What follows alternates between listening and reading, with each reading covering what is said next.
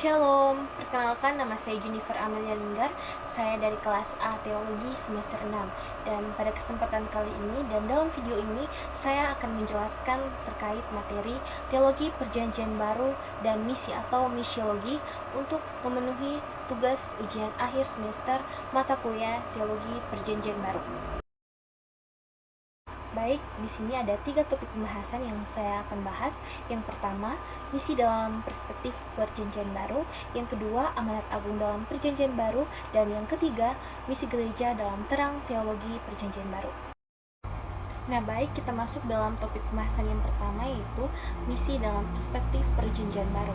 Nah, istilah apostolos digunakan untuk merujuk pada Yesus, para nabi, rasul yang diutus oleh Allah, serta mereka yang diutus oleh jemaat-jemaat seperti Titus dan rekan-rekannya, serta Epafroditus. Nah, namun lebih dari itu, para rasul terutama mengacu pada sekelompok orang yang menempati posisi penting dalam gereja awal. Istilah ini sering diartikan sebagai diutus dengan maksud tertentu. Yang pasti, para pelaku misi adalah mereka yang diutus oleh Allah. Nah, jadi secara sederhananya, misiologi dalam perspektif Perjanjian Baru ini menekankan pengutusan Allah melalui Yesus Kristus untuk menyelamatkan dunia. Nah, misi dimulai dari pelayanan Yesus yang memberitakan kerajaan Allah, dilanjutkan dengan pengutusan murid untuk memberitakan Injil ke seluruh dunia. Nah, amanat agung dalam Matius 28 ayat 19 hingga ayat yang ke-20 ini menjadi dasar utama misi untuk menunjukkan bahwa semua bangsa adalah sasaran penginjilan. Nah, untuk mendalami hal ini, di slide berikutnya saya akan menjelaskan tentang amanat agung dalam Perjanjian Baru. Nah, selanjutnya kita masuk pada topik pembahasan yang kedua, yaitu amanat agung dalam Perjanjian Baru. Nah, amanat agung merupakan tugas inti dari misi, yaitu menjadikan murid dari segala suku bangsa. Nah, fokus inti misi yaitu menjadikan murid.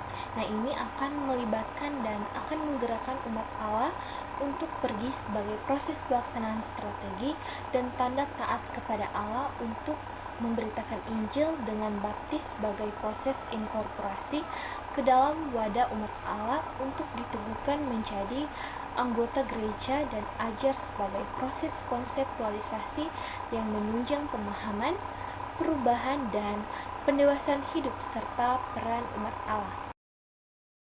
Nah, selanjutnya di sini ada amanat agung menurut Matius. Nah, Injil Matius 28 ayat 18 yang ke-20 menulis bahwa amanat agung dimulai pada saat Tuhan Yesus mengutus muridnya untuk memberitakan Injil. Nah, tugas para murid adalah menjadikan semua bangsa muridnya, membaptiskan mereka dan mengajar mereka. Nah, tujuan dari amanat agung dan penginjilan adalah pemuridan supaya manusia menjadi serupa dengan Allah. Nah, menurut Markus, amanat agung di dalam Injil Markus 16 ayat yang ke-15 ditunjukkan kepada seluruh dunia, yaitu seluruh makhluk ciptaan, karena Allah adalah pencipta, artinya Yesus meminta jemaatnya membawa keselamatan kepada seluruh makhluk di dunia tanpa terkecuali. Nah, kegiatan yang dilakukan adalah pergi dan memberitakan pesan utama, yaitu Injil. Selanjutnya menurut Lukas. Nah, Tuhan Yesus menjelaskan rencana misi kepada murid-muridnya, yaitu misi berdasarkan kitab Taurat Musa, nabi-nabi, dan Mazmur dalam Lukas 24 ayat yang ke-44.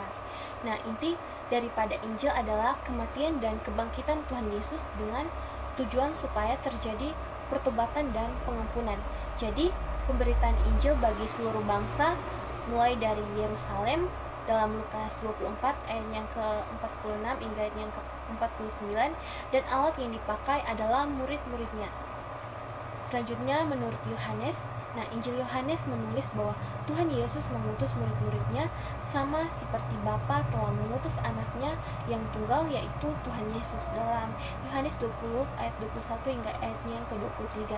Nah, murid-murid diutus dengan diperlengkapi oleh kuasa Roh Kudus, dan pada hari Pantekosta murid-muridnya dipenuhi dengan Roh Kudus untuk melaksanakan misi amanat agung Tuhan Yesus.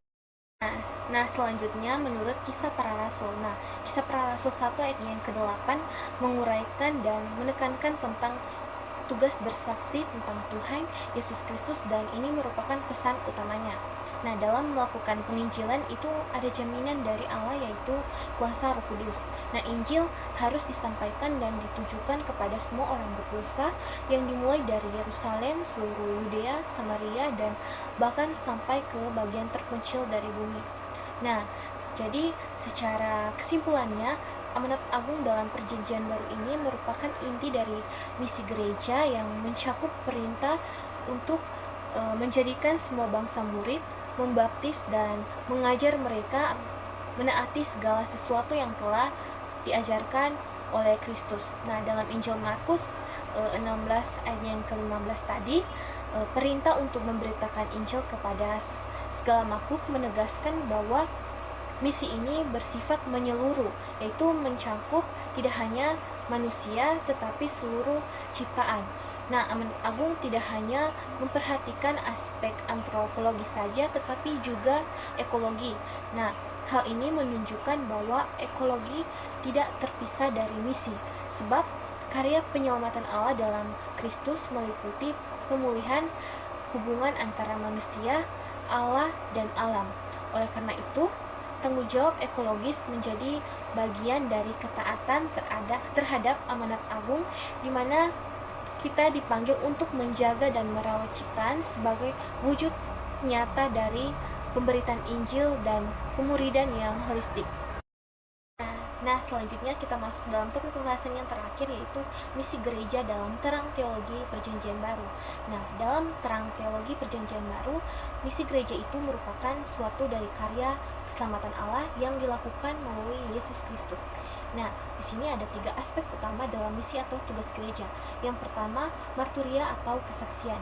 Nah, sebagai umat pilihan Allah, kita memiliki tanggung jawab untuk memberitakan semua yang telah dilakukannya kepada orang lain. Nah, ini harus terlihat dalam sikap hidup dan perkataan kita di masyarakat. Nah, gereja sebagai jemaat merupakan saksi Kristus di dunia. Yang kedua, koinonia atau persekutuan. Nah, persekutuan sangat penting untuk kehidupan gereja agar lebih efektif. Nah, anggota harus saling memperhatikan, memotivasi, dan menguatkan satu sama lain. Yang ketiga, diakonia atau pelayanan. Nah, diakonia berarti memberikan pelayanan dan bantuan. Nah, ini meliputi semua pekerjaan dalam jemaat untuk melayani Kristus dan membangun jemaat. Nah, diakonia khususnya membantu orang-orang yang menghadapi kesulitan. Nah, gereja di sini harus peduli terhadap kebutuhan orang lain sesuai dengan ajaran Yesus bahwa kita harus melayani, bukan dilayani. Nah, jadi secara kesimpulannya, misi dalam terang teologi perjanjian baru ini adalah partisipasi umat Allah dalam karya penyelamatan yang diprakarsai oleh Allah melalui Yesus Kristus dan diteruskan oleh Roh Kudus. Nah, misi ini berpusat pada pewartaan Injil, pertobatan, pemuridan, dan pembentukan komunitas yang hidup dalam kasih dan kebenaran. Nah, dalam teologi perjanjian baru, misi bukan sekedar aktivitas, melainkan perwujudan kasih Allah yang mengutus gereja untuk menjadi saksi Kristus di tengah dunia hingga ke ujung bumi.